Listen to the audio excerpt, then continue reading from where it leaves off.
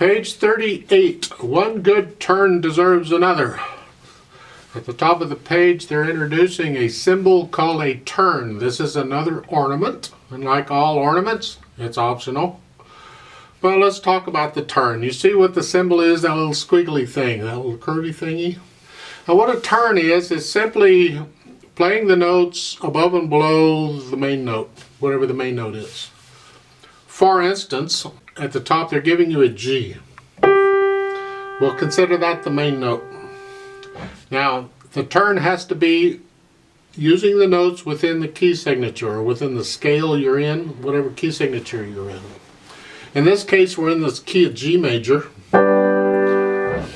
G major has an F sharp. So if there's an F involved in the turn, and there is here, we play F sharp instead, automatically.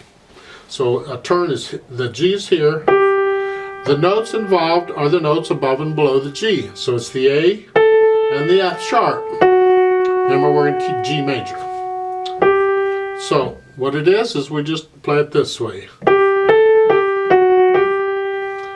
Or this way. Leave out this main note to start with and just play the turn.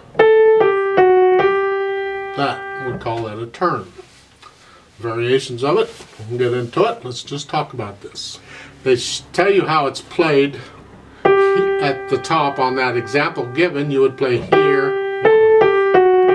Okay. Let's look at the piece. Now in the first line, they write out the notes in the turn for you. Isn't that nice? And they put up above, this is the turn and the symbol. So it's 1 and 2 and 3 and 1. Now remember, second measure, we're going to turn, the B is the note, we're going to turn around it. So we're going to involve here. And you see underneath the turn signal, that little turn signal thing, there's a sharp sign. That means the note under the main note has to be sharped. You can put in accidentals in a turn. Isn't that wonderful? Oh, no. So second measure is 1 and 2 and has to be an A sharp because of that sharp sign. Third measure, 1 and 2, and again they put in a sharp sign under the turn. So you got to use the, instead of a C, it's a C sharp. And that's the way it's done. Well, let's see. Is it? Third line down. They don't give you the written out notes. Now you just get the symbol.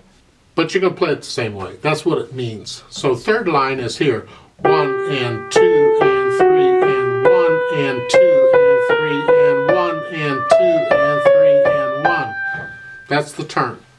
Watch the fingering. And this fingering, 4, 3, 2, 1, is, I do it almost exclusively in all my turns, just about, in the right hand.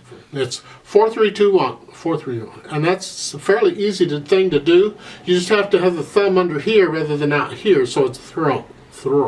And it's here. With practice, you can get very quickly with those.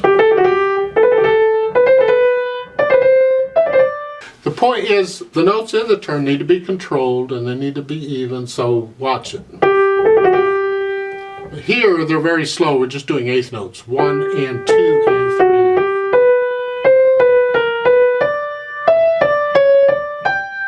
Alright, so this is a good starting point on a turn.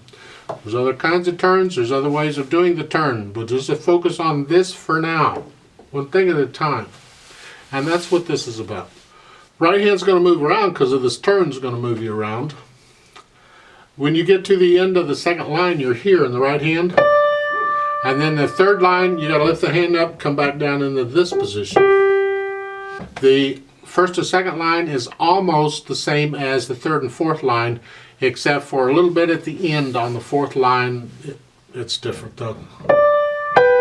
That's different. So your hand will move around a little bit, but hopefully you'll work that out. The left hand doesn't move, you just got these broken chords. And again, with a 3/4 time, I typically will play these. I connect the first two and then play the beats 2 and 3 slightly disconnected. By playing the first note connected, it reinforces the natural accent. If I play them all disconnected, it sounds a little different, but I find by connecting them, I can feel that 1, 2, 3, 1, 2, 3 better. I'm not trying to do a 1, 2, 3. It's just happening. So the right hand moves around, the left hand stays there, so you can focus on what the right hand is doing.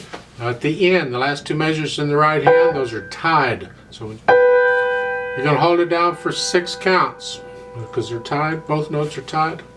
Now, they say at the top of this it's scherzando. Scherzando is a playful thing. It's not really a speed.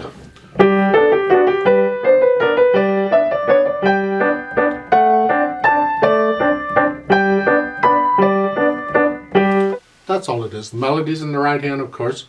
But when you're learning it right now, then forget playful. Let's do slowful. Slowly, like. Huh? Slow. So we can focus on what we're doing. You can have fun with it later. So let's try this out. I'll give us 3 counts, and we'll see what happens. Very, very slowly. We're just checking notes and rhythms here. Right hand's here. Left hand's here. 1, ready, and go, and 1, and.